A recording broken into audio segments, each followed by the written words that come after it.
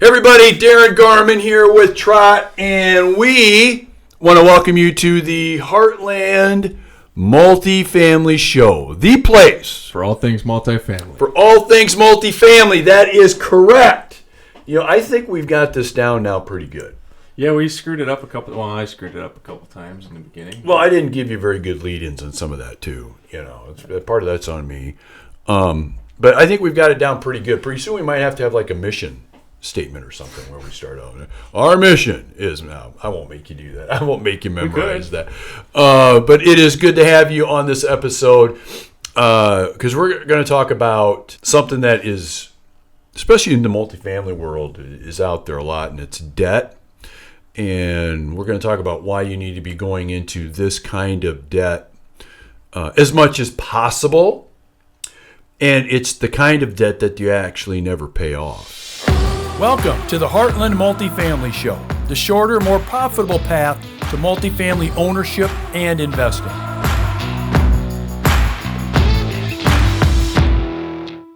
And so I know we've got quite a few listeners and those viewers wondering what the heck we're talking about. Not high interest credit card loans. You never pay off. High interest credit card loans. No. No, I'm not going to go. No, that's no. Okay. Do you have another one you want to throw out there? So check the box. High interest credit card loans. No, that's not number one. So you're telling me you want to pay those off? I actually kind of do. Yeah. Okay. Well, then that's my only guess because. That's it? Yeah, that's it. So high interest credit card loans are not what we're going to be talking about. You want to throw anything else out there that you want to? Mortgages. We're actually not going to talk about mortgages either. What are we talking about? We're going to talk about the serious kind of debt that never should be paid off, okay? But before we get into exactly what it is, let's make sure that we remind our listeners and our viewers, if what we talk about on this episode makes sense to you, resonates with you, make sure that you leave a comment. We like to have some dialogue. We love to do that. And click that subscribe button so you don't miss out on any future episodes, and make sure you get access to those past episodes. There's good content there. Okay. Yeah, so Trot, you and I know, and we just got done talking about before we went on. Would you call this on camera? Yeah. I guess you probably could. We're live. Before we went live. Rolling. That's what they say. And you and I, spent some time talking about this. And this is the kind of debt that never, ever should be paid off. And this is the kind of debt you go deep into this kind of debt. Let's back up for a second. And when I say debt to you, when I say go into debt, do you usually get like positive thoughts and feelings and about it, or are you usually thinking, I don't really know if I want to do that? What are you thinking when I say it that way? I don't think I really want to do that. Yeah. Most people are like negative, that. Mostly negative. Yeah. So if those listening and watching, when I say, yeah, I want you to go and do a shit ton of debt, you're probably like, what? What are you talking about? Why would I do that? I really don't want to. And that's the way it is with most people. Most of us don't want to do it. As a matter of fact, most of us have at least some negative feelings about debt when we talk about it, especially if we go into or accumulate debt. But this is the kind of debt that you want to have a lot of, have all the time, and never really let it go. And the kind of debt that I'm talking about is called primal debt, that with a P. Now, this is my definition. This isn't like anybody else's definition. So this is my definition, primal. That's Primal, primal debt, is the kind of debt you want to go into. You want to go into it like yesterday, and you never want to get out of it. Okay. So what the hell are you talking about? Primal debt. What do you mean? What is it that that I need to go into debt for and never pay off? So let me ask you a question. Let me ask you a question. Do you think it's pretty lucky that you're here right now? Oh, yeah. Yeah. Oh, yeah. So, and I mean from a standpoint of you actually being here. Yeah, right. Like existing, right? Right. Yeah. I mean, if you think about everything that has had to happen for you to be here today, I mean, it's pretty incredible.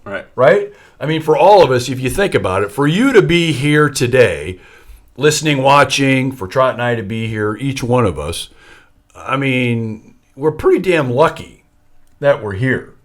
Especially if you think about everything that's had to happen over the last, I don't know, let's just say few hundred years for you to be here, for me to be here, and for those watching and listening to be here. So, pretty lucky, right?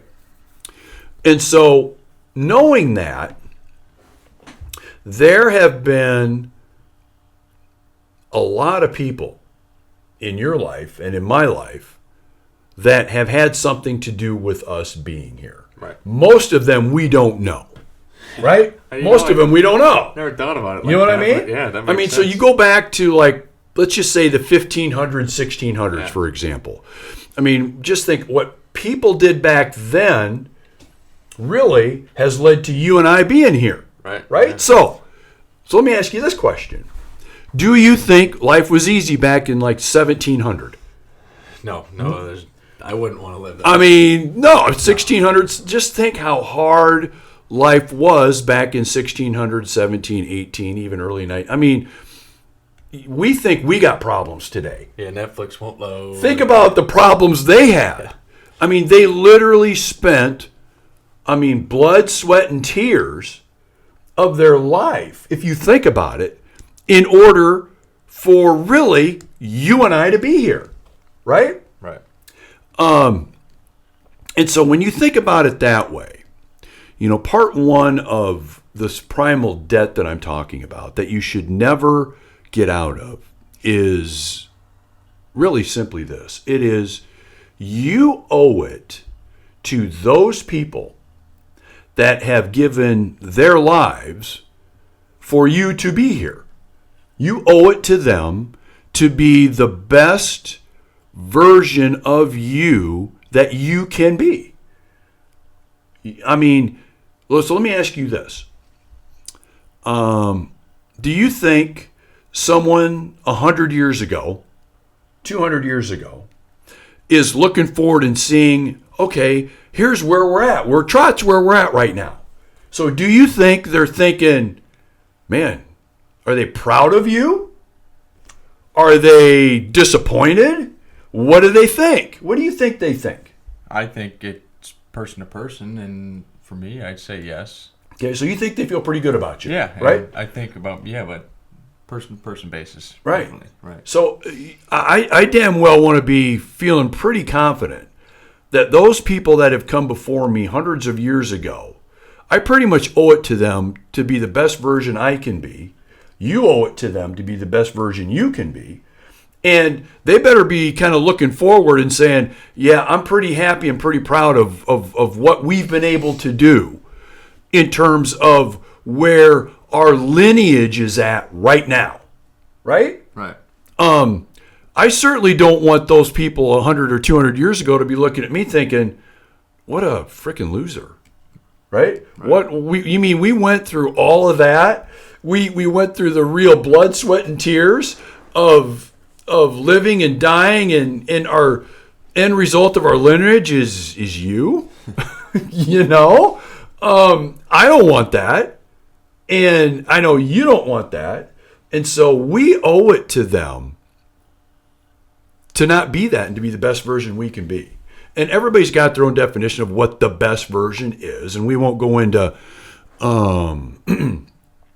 a lot of detail into the weeds on that, but we pretty much do know conceptually the difference between someone that's a pretty high performance person and someone that's pretty much a loser. We pretty much know, right? Pretty much know. And so that's part one of primal debt, is those people that have come before you, you pretty much owe them because of everything they've had to do for you to be here right now. They pretty much, you pretty much owe them. That's definitely the case. All right, so that's primal. First part of primal debt. And that's the debt, again, you don't want to get out of. So that's number one. So here's part two of that. We're not done yet, by the way. Here's part two of that. So now let's talk about the people that are around you now. People that you care about, people that you love, people that love you.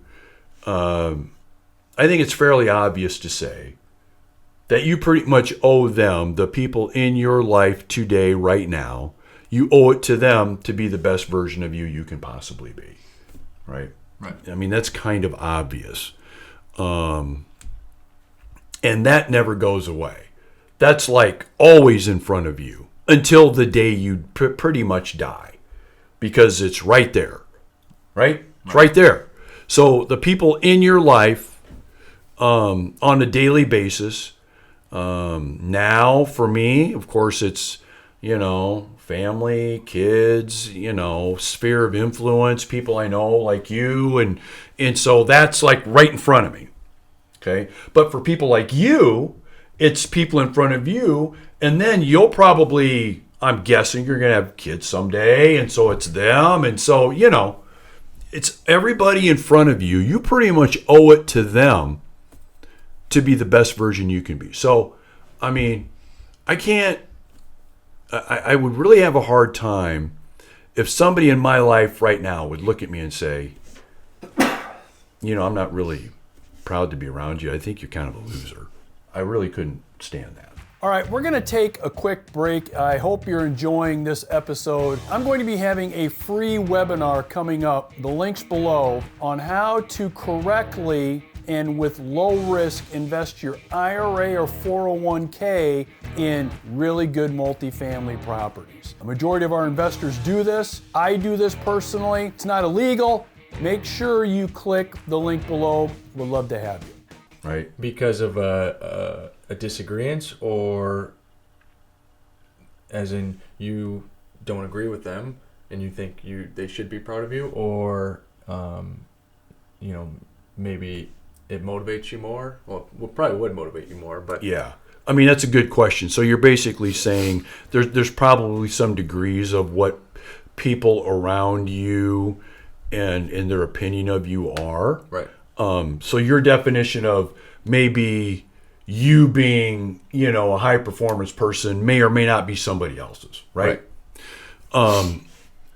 So the answer to that is, kind of going back to what I said before, if it's fairly obvious, the difference between someone that is a loser and someone that's high performance, I think is pretty obvious. So let's just use an obvious example. All right. So you're obviously not sitting at home playing video games and smoking weed every day. Okay. So if that was you and you were doing that pretty much every day and not doing anything other than that, right. I think I could safely categorize you as someone that's, a loser, pretty much. Especially if you had the talent and the potential and the ability to be something pretty special. Right. Okay. So that's really what I mean. Is not living up to your real potential and others knowing that, noticing that, and calling you out on it. And having a real argument to be able to call you out on that. Okay. So you owe it to them to be the best you can possibly be. And when I say best you could possibly be, I mean always continuing to work on being the best version of you. Not only who you are now, but who you're becoming. That's really where I'm going with that. And you don't mean just, a monetary value either. No. Best father, best friend. Yeah. The money, the financial success is included in that. Right. But it's everything. It's a whole pool of things. Coach, mentor. Yeah, everything. exactly. So it's so for example, you were telling me that you've been putting in 90-minute workouts like most every day, right? Yeah. So that's an example. So physically, how are you showing up physically? Right. You are showing everybody in your world right now how to do that. Right. And you're doing the best you can to do that. And then there's connection-wise, like with your relationships. So you shared with me some things that you're doing with some of your relationships, and really something you did recently, right? That's really hammering that home and is obvious to those in your life about the work that you're doing there and how you're showing up. Okay. So when you show up, it's not just about making money and being a really good business guy. Right. No, I mean, that's one thing. But in those other areas, how are you showing up and what are you doing? Yep. And if you've got people in your life, you owe it to them. That primal debt is in all those areas to be the best you can be. Not perfection, but be the best you potentially can be. Right? And doing anything other than that is pretty much putting it's pretty much like slapping them in the face and telling them that you really don't care. And when you don't care, what that does is it permeates everything around you, and it permeates how they're going to act and how they're going to behave too. Not only towards you, but to others, right? So we talked about primal debt. So we talked about you owe it to those folks in your past. I mean, you're lucky to be here. And the blood, sweat, and tears that people have gone through to put you here, they better be looking at you right now as the version of you and really saying, yeah, they are really doing everything they can to maximize the potential that we have given him or her. Right. And then there's the people in your life right now. Same kind of thing. They need to be constantly looking at you and feeding off your energy as the kind of person that is doing what they can to maximize the potential of who and what they can be. Right? Not just business-wise, but in those other areas too. Right? Then comes part 3 of this, Trot. There's more. There's more to this. There's more to this primal debt thing. And it has to do with the future and future generations. And so the way to look at this is you also owe it to people that aren't even here yet to be the best version of you can be. So to kind of put it in like my context, it would be, I really care a lot about what not only my kids think of me and will say about me, but what my grandkids will and what their grandkids will say and think about me. That's like a big deal. And that's like a big deal to me, right? And so not that I want this, but is it going to be my big picture hanging over the fireplace of my great grandkids, home, right? Is it going to be me? And are they going to be walking around talking about the kind of impact I had on their life and what I did for the family and for them and where they're going and what they're able to do? And that's what I want. Or would I rather have them, you remember old Grandpa Darren? I mean, do you remember what a joke. I mean, he had the potential to be everything he could be. He totally blew it, and here we are. And here we are as a result of that. I mean, what's the obvious answer?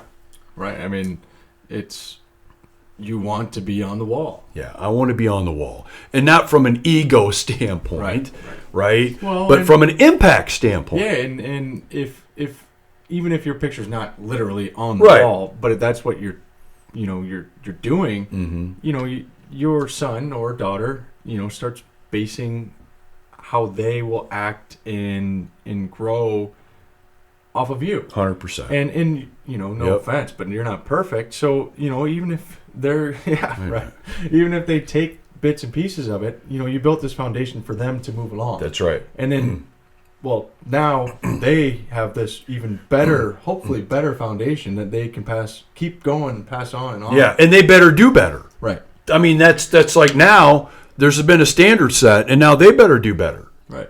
It's kind of a play on words, but that's really it.